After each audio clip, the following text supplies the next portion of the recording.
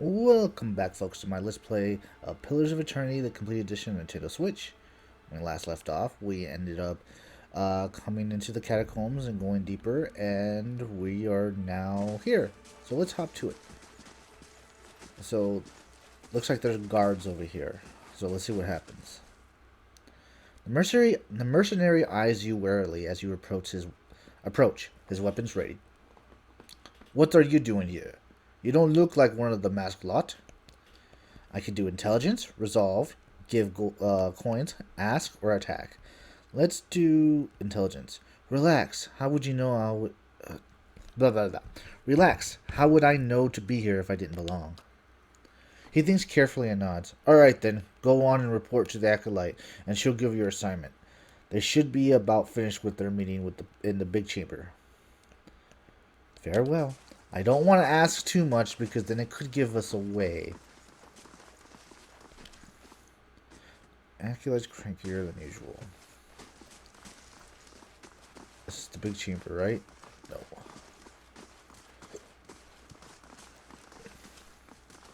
Well met, friend. A lone figure paces back and forth, tapping his fingers at his sides, muttering to himself. He jumps when he sees you, his hands on his chest. By the flame, you started me. He pauses, leads forward. Where's your mask? It's too itchy. I'll put it back on for the meeting. Well, don't let anyone inside see you without it. They're keen on anonymity. Tell me about the meeting. This must be your first time. The acolytes communicate with each of us individually to hear of our progressions on the old tasks assigned to us, and assign us new ones. He shivers with a mix of pleasure and dread. It's unique process. She's a cipher, so she can speak to you without words. Fascinating until you realize she could probably read your thoughts just as easily. What do you know about these tasks? He laughs nervously. Only what I absolutely need to. We protect the secrets of the gods, so discretion is essential. He waves a hand between the two of you. We receive our instructions from the Acolyte, just as she receives hers from someone else, and so on right up to the Grand Master. Our role is to obey, knowing as little as possible about the overall plan and each other as possible. I see. We've been entrusted with important work. It's an honor, but not without its challenges. You need something else?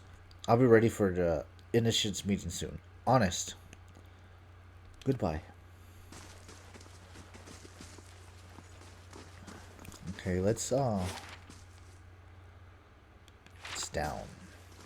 We're gonna have to be ready for a fight. I just know it.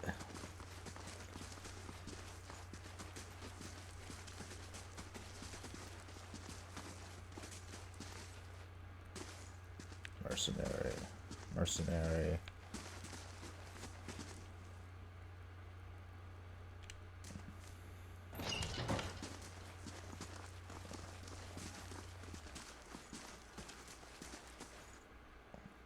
Arloff falters and brings his hand to his forehead. He takes a staggering step forward, coughing and spurting. Back, you clod! Those hooded fiends are nigh to be trusted! Arloff, hey! Now's not the best time for that. He grimaces, catching his breath. It's nothing. I'm fine. He coughs again. This probably isn't the best place to linger anyhow. Yeah, no fucking... Duh. Alright. You hear a murmur and chants on the other side of the door. A ritual of some sort is already on the way. Don hood mask. You pull the hood and mask over your head. They fit just barely. Beckon the party with you. You open the door and stride in chamber, motioning for the rest of your party to accompany you. Oh boy. Several shrouded figures are lined up across from the hooded woman. The figures at the head of the line approach her, and the woman places her outstretched hands on the stranger's forehead. They stand in silent communion as you look on. A few moments later, the stranger steps aside and resumes his pace in the circle around the statue. The hooded woman looks past you to your party. The other figures do the same, muttering something to themselves. One points a finger at you. Stop them! Okay, so me going by myself could have been better. We should have no problem taking them on.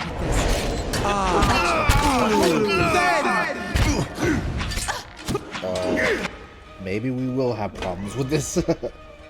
Move all this water out of the way. You need to heal. Lay on hands.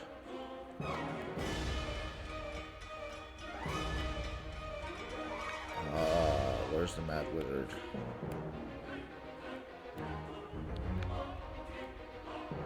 Only thing I don't like about this is it's hard to find people to freaking heal when you want to heal them.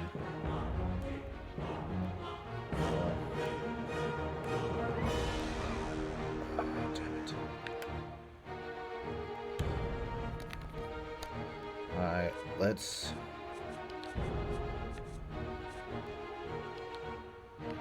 No, I don't want to do that.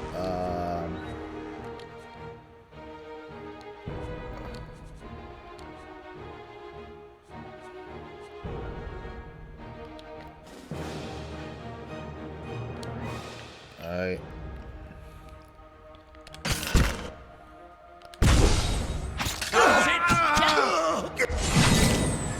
Yeah, we're gonna lose some people. But I can't really do much to heal them because they're all screwed up. Alright.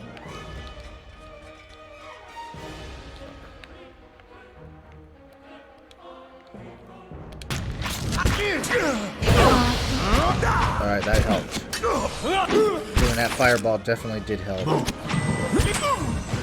Hopefully that keeps us alive. Yep, it does. Alright, we got one left.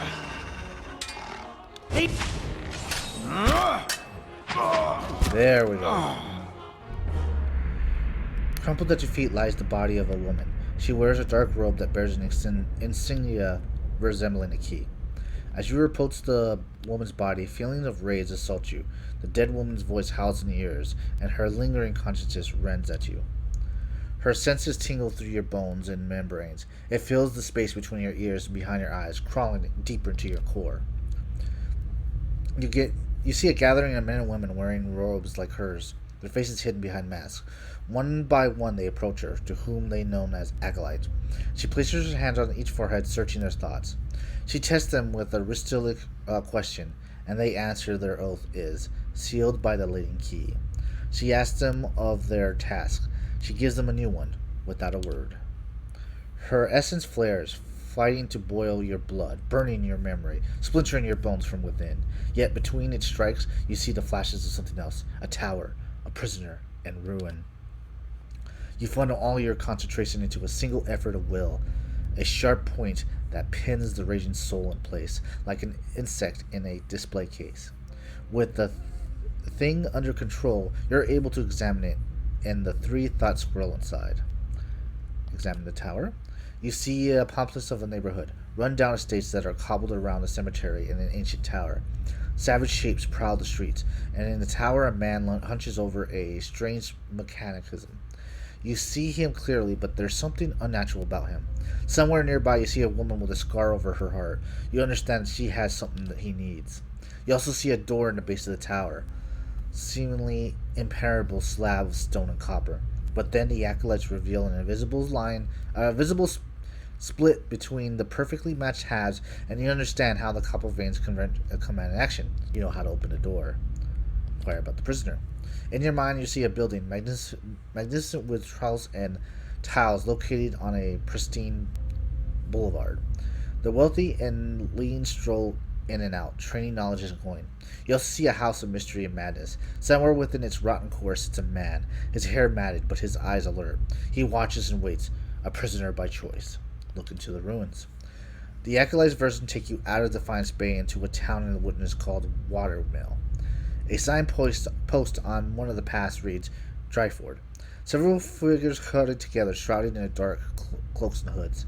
An image of ruin suddenly looms in your mind. Two skeletal effigies flank its cleft in the mountainside. Back away.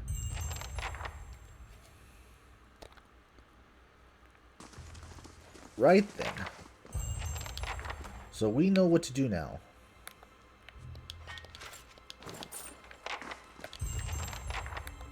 Lots of good stuff here.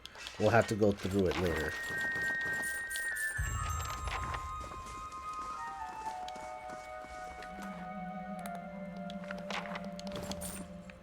Interesting. What's this? Ah, secret way out.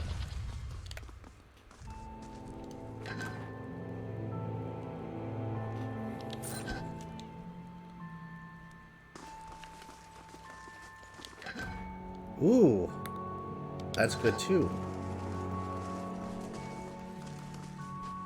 We're finding a bunch of good stuff so far.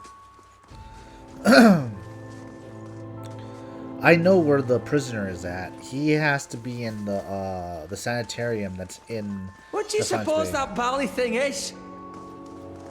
What bally thing? Yes. This takes us to first fires.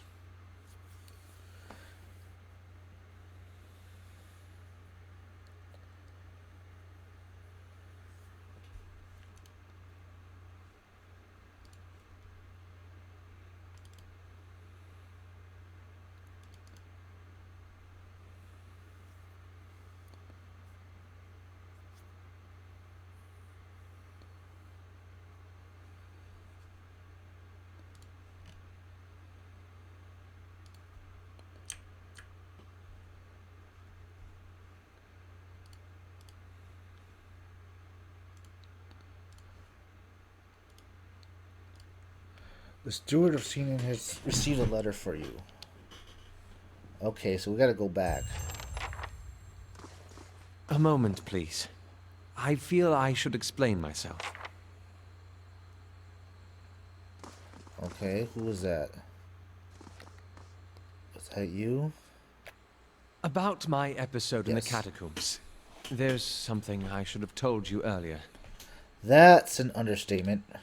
He clasped his hands together slowly, massaging the knuckles with them. I meant no harm. I thought I could keep it to myself. That's when we resolve the matter of your soul. We should also address my problem. I also have an awakened soul. But unlike yours, mine is a presence that shares my senses and my skin, making herself manifest at the most unwelcome times. He closes his eyes and grits his teeth. His livers quiver and twitch with the visage of some internal debate. 7 seconds later, he opens his eyes again. They're watery and bloodshot. I'm sorry. I've tried to learn to control Isilmir. I've gotten stronger, but so has she. Tell me about Artless, uncouth, a creature of rash impulses and feeble faculties. She wags her impertinent tongue when she should listen. Aye, this one's fit to boil. Hard to get this gaff over anything tisn't to do with books and spell speak. He grimaces, running his hands through his hair. I have none of her memories. Breath spared me that much, but her coarse manner and insolent hadraspeak suggest a provincial from a very, very long time ago. She tends to surface hairs beneath from conflict when the fuse has burnt down and the teeth are on edge. And when she shows up, she doesn't stop to gauge the situation. She just acts. Seems reckless. That's it exactly. You recall the way she goaded those villagers in Gilded Vale? She doesn't think and she doesn't back down. And trying to suppress that has been a problem for years. Why didn't you say something sooner? I learned to keep her a secret a very long time ago. Those with awakened souls are shunned, mistrusted. And after your experience with Meerwald, I'm certain you can see why. You need to be careful. Is this going to be a problem? Merely an annoyance. Although, He lowers his voice and claps his hands behind his back. A minute twitch and spasm along his arms betray his fidgeting. Defiance Bay is said to have an entire institution dedicated to the study and cure of soul-related ailments. Since our journeys have already brought us to the city, perhaps we could speak with someone there. If it's helpful to you, we'll go. Thank you. This has been a great burden. Time to get moving. Okay. Alright. Nothing new with him.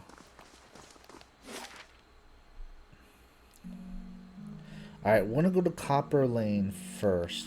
So we can go sell stuff and rest. And then from there, we'll go to, not First Fires, but the Noble District, so we can go to that place that he needs to go, because the prisoner's there anyways. At least I think so. It would make sense if the prisoner was there anyways.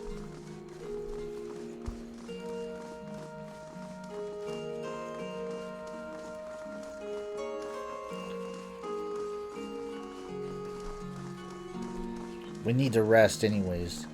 Might as well spend some coin and rest in an inn.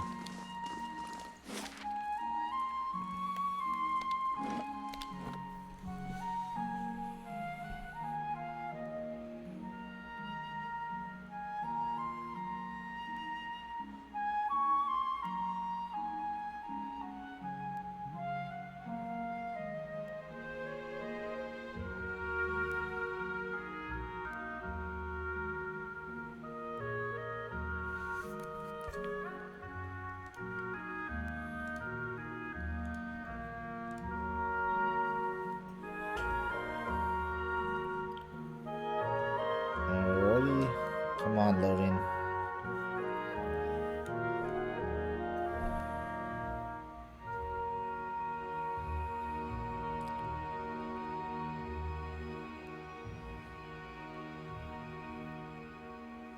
So the only thing I don't like about this game is the loading.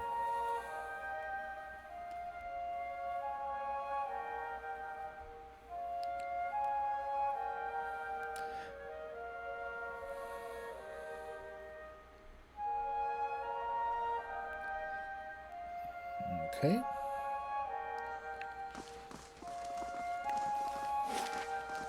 Alright, there's the Have you ever goose. chased a skirt wizard? Or do you merely hide behind them? Don't pawn your personal problems off on me. They will use you, cast you off when it suits them. Never speak another word to you. Maybe they just don't answer to fiery whore. Alright, let's go rest first.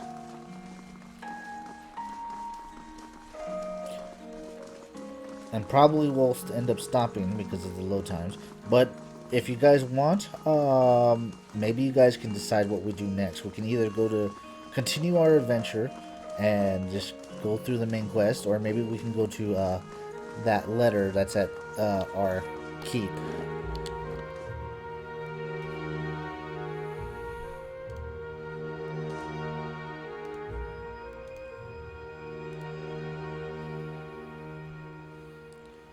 You guys can tell me in the comments what you guys think we should do.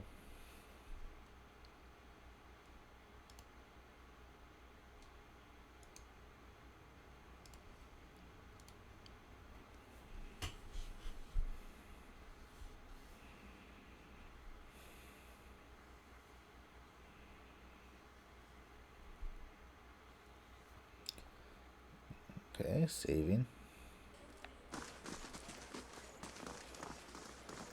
Good day, stranger. Can I get a room? Yes.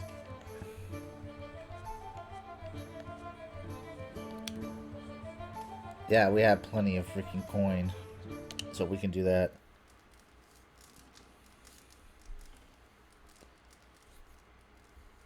We should be fine after that. Yep. And then let us go sell stuff. And then we'll be ready to continue on later.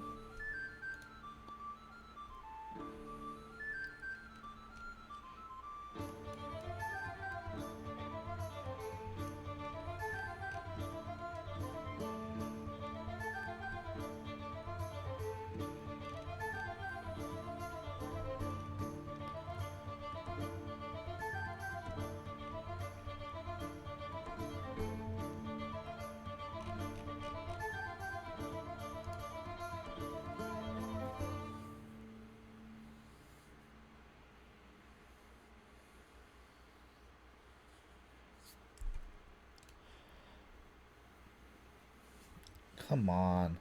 Stupid loading.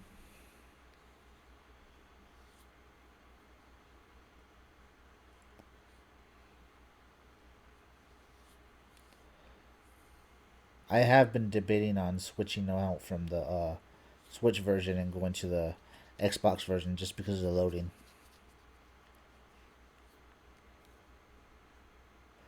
Because technically we're not Nintendo. Oh, excuse me, Nintendo only channel, but I tend to play a lot of Nintendo games.